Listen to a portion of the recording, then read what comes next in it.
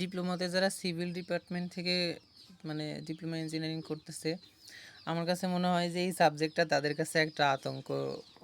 আমার কাছে মনে হয় অনেকগুলো সাবজেক্টের মধ্যে এটাও একটা আতঙ্ক। এই সাবজেক্টের মধ্যে কি অঙ্ক এইখান থেকে শুরু হয়েছে, এই অঙ্কটা মানে পুরো এই জায়গা থেকে এই পর্যন্ত, আবার এইখান থেকে এই অবধি,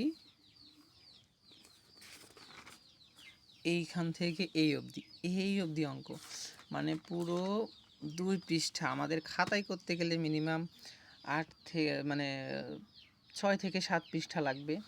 আর এগুলা কি অঙ্ক ভাই, এগুলা কি পুরাই মাথা নষ্ট করে ফেলে, কিচ্ছু মাথার মধ্যে ঢোকে না আল্লাহ।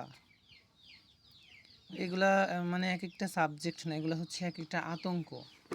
এই ডিজাইন অফ স্ট্রাকচার 1, তারপরে আছে ডিজাইন অফ স্ট্রাকচার 2 আছে, তারপরে যে সার্ভিং আছে, সার্ভিংয়ে মোটামুটি অঙ্ক কম, তাও যে হাইড্রোলিক্স আছে, এইগুলো মানে মাথা নষ্ট করে ফেলে।